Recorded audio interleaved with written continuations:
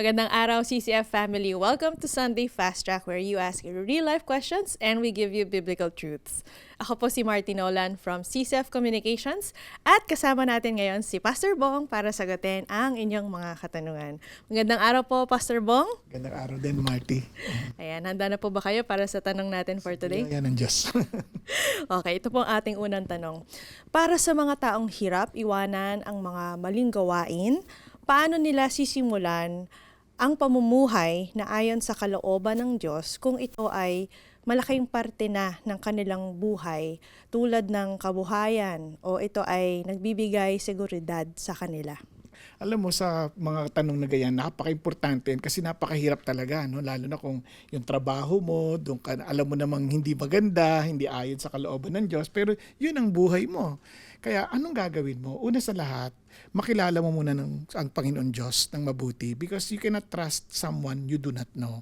Kaya kailangan kilalanin mo siya. Kaya nga sinasabi sa unang punto natin, to read to know God. Kasi yung pagbabasa ng Bible, the more you get to know God, the more you get to believe Him and trust Him.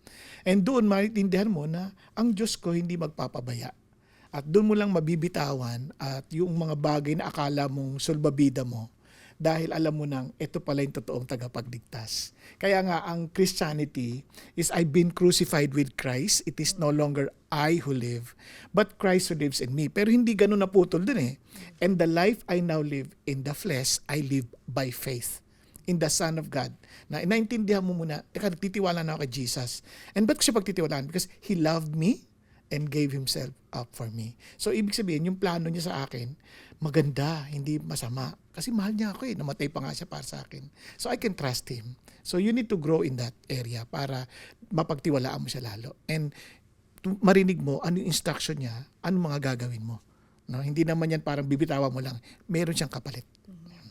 Amen. So, kikilalanin natin ang Panginoon.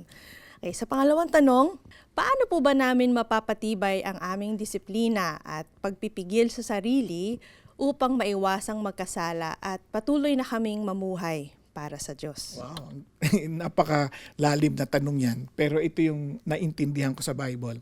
Yung maturity natin, hindi yan automatic. Hindi lang isang araw, wow, holy na ako. Kaya nga, nakalagay doon, arm yourself, di ba, sa dating pinag-aaralan.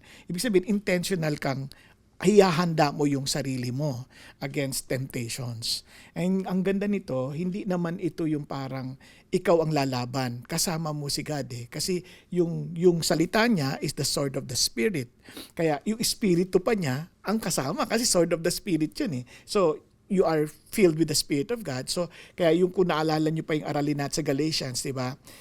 Walk by the Spirit and you will not fulfill the desire of the flesh. So, importante yun na you walk with the Spirit. And ibig sabihin din nun is you, soak yourself sa salita ng Diyos. Kaya napaka-importante nun. E ngayon, paano yung disiplina? Talagang mamimili ka every day of your life kung ano yung uunahin mo. Kasi it takes a habit eh, na ma-form din yung habit. Di ba? Para exercise din yan eh. Wala namang nananalo na hindi sinasanay. Ngayon, may mga bagay na madidiscover mo na hindi maayos, yun. Di tagalin mo. Yun yung sinasabi naman. Whatever causes you to sin, cut it off. Di ba? So, alisin mo. Wag mo dahan-dahanin kasi pag kunyari kung ito ang nagko-cause ng kung literal lang, mahirap ang palagari, masakit. Talagang biglain mo na lang para minsanang pait na lang. Pero yung kapalit naman nun ay talagang hindi mo siya masusukat. Yung priceless, yung tagumpay na ma-enjoy mo mula sa Panginoon Diyos. Ayan, amen po. At para sa huling tanong, paano ko malalaman kung ang serbisyo ko ay galing sa pagmamahal ko sa Diyos o kapwa o galing lamang sa obligasyon o para ma-please lamang ang mga tao sa aking paligid? Maganda yung tanong na yun. Kasi sa totoo lang, ikaw lang dapat din nakakaalam ng motibo mo, di ba? Hindi naman pwedeng husgahan ng ibang tao. Ganun pa man, minsan kahit yung puso natin mapaglinlang, hindi natin alam kung ano yung ginagawa natin, kung sa Diyos pa o hindi. Yung circumstansyang iaalaw ng Diyos na mangyari, yun ang magpapatunay. Halimbawa, malalaman mo pag hindi ka na ni-recognize, di ba? Tapos masasaktan ka. Pag nasaktan ka, ginagawa mo yun para ma-recognize ka, hindi para sa Diyos. Kasi kung sa Diyos yan, kahit ano pang gawin ng tao para sa iyo, alam mo, deep within your heart na ginagawa mo yung para sa Panginoon, hindi mo ikasasakit ng loob. Kaya yun isa sa mga test, no? Hindi mo ikinagagalit, hindi mo ikinasasakit ng loob, at hindi, yung kumbaga, hindi mo hinahangad yung papuri ng tao para sa'yo. Ayan, ganda ng sagot, Pastor Bong. Thank you po.